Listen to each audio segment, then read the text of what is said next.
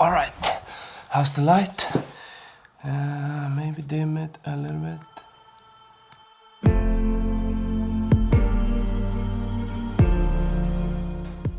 So, I'm about to leave for Christmas, and going there, I don't care so much about bringing equipment, even though I know I always film stuff. I don't like to have too much stuff with me, which means that I'm not bringing the C300 and I'm not bringing the Inspire 1 with the X5R, I'm not even bringing the X5R with the Osmo.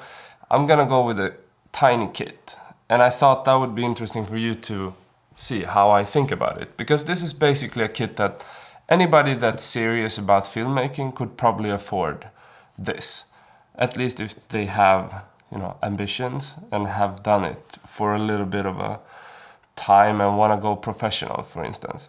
This is definitely a kit that is something that you can aspire to. And I'm gonna go through a little bit about like the pitfalls of this type of equipment stuff and like how I think about it.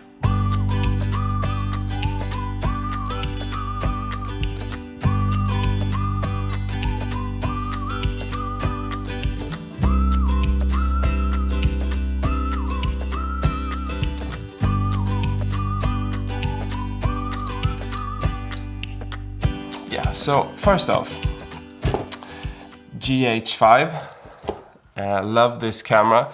It's not the perfect camera. It doesn't have a good autofocus system. It has a terrible autofocus system. It's okay if you just want to focus on something and then turn it off, but it's terrible to track. You can't track your face, it can't track anything, especially in low light. It is so bad.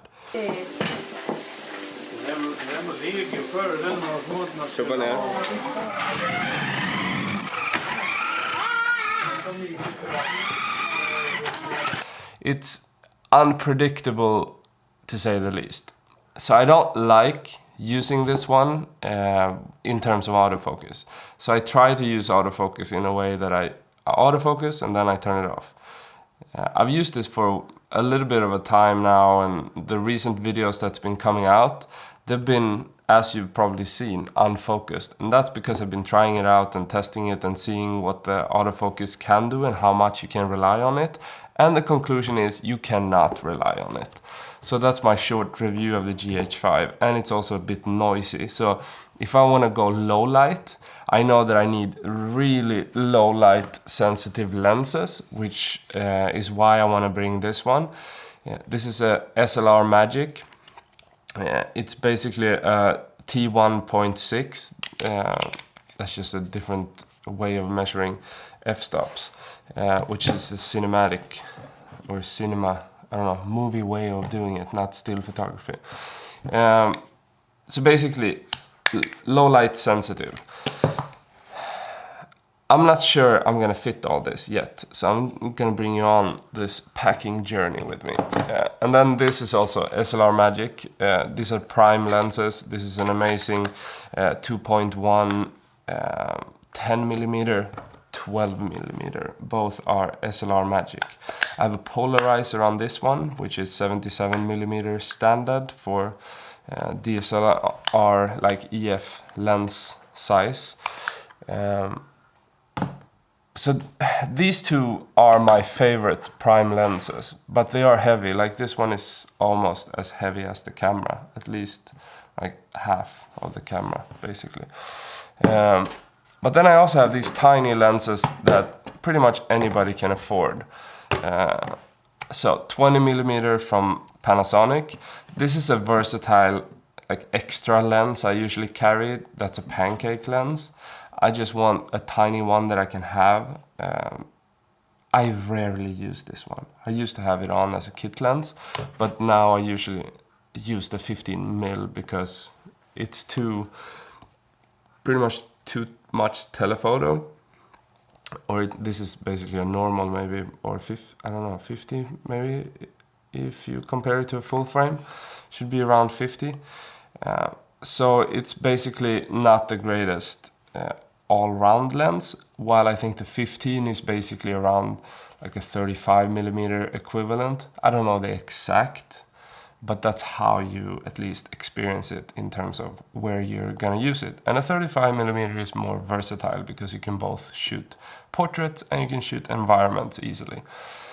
So this one from Panasonic is a great lens. I usually like to have it just as a bonus thing.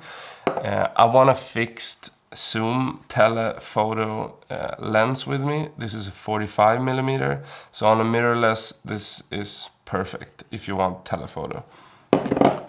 This is a small tiny lens that you can't focus except with autofocus, but it's a really good to have as a small versatile add-on feature. That, like, if you want to carry, for instance, fixed lenses, if I go out with these, maybe I can't fit this one, which is the Lumix 12 to 35mm with image stabilizer and everything. This is an amazing lens, but it's only 2.8, so sometimes I won't think it's enough in terms of light sensitivity, so then I'll want to bring this one, which is more light sensitive.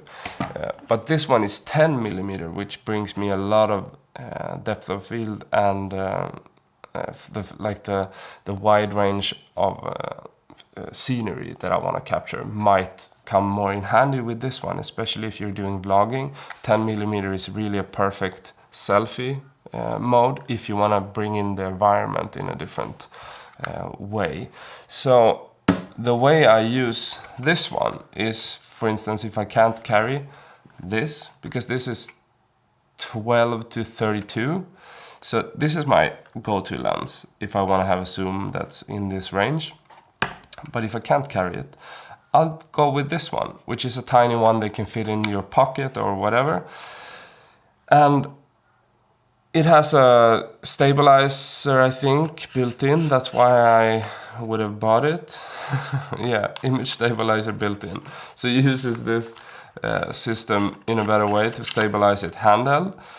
So 12mm is like the least you should have, pretty much, if you want to go selfie. So for this one, I use it if I go with the 50mm fixed light sensitivity one, and then, you know, this one, and just put it in my pocket, go out and walking or something like that. Then I'll just carry that. And this 12mm then comes in really handy when there's enough light. Because then you can have it image stabilized, and you can also go up to 32 if you want a zoom telephoto kind of thing. But this is also a perfect setup when you use the Skyler Minicam, which is this stabilizer here. This is not a gimbal stabilizer, as you can see. This is a manual Steadicam-like version, or like a glide cam. And I started using this one long before there was any stabilizers that was, you know, motorized. So before the gimbals, this was all I had, and I put the big Blackmagic MFT camera with this lens, 10mm on, and shot, you know, vignettes or intro scenes to TV shows and everything with this tiny version.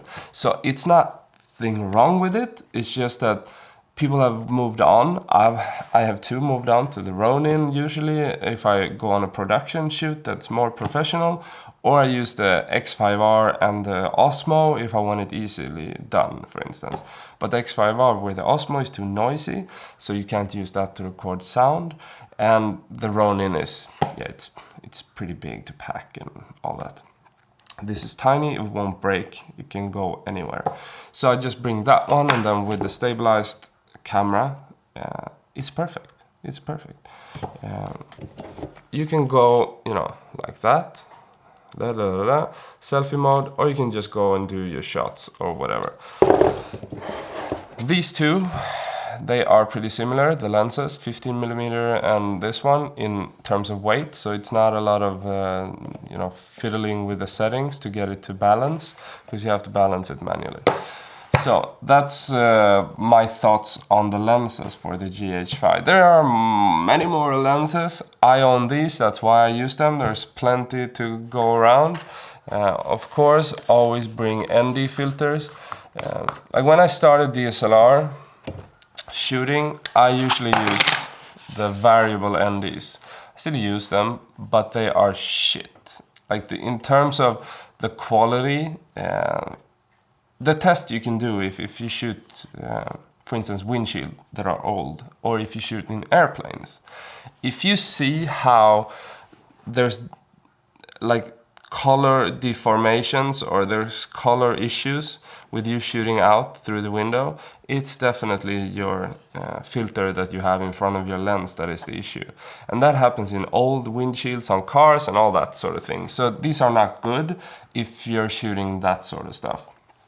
And you also have some more vignetting, for instance. But in terms of all the other situations, they are fine, I think.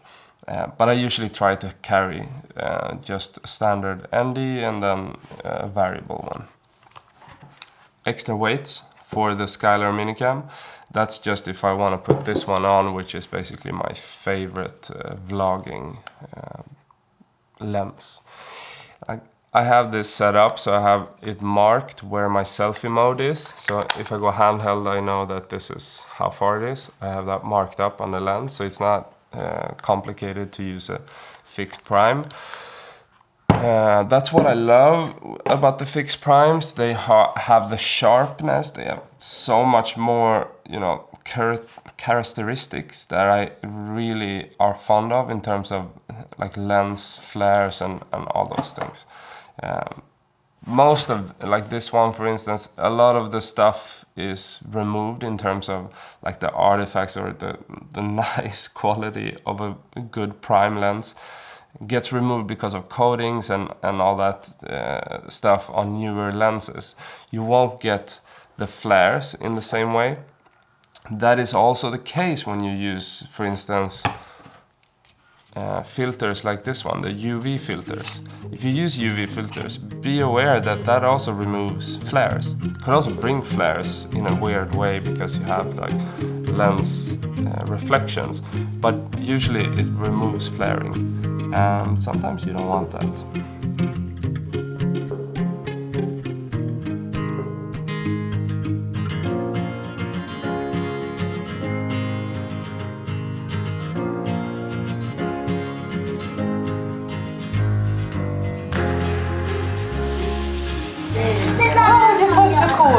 Vad är det här då? Ja, nej men.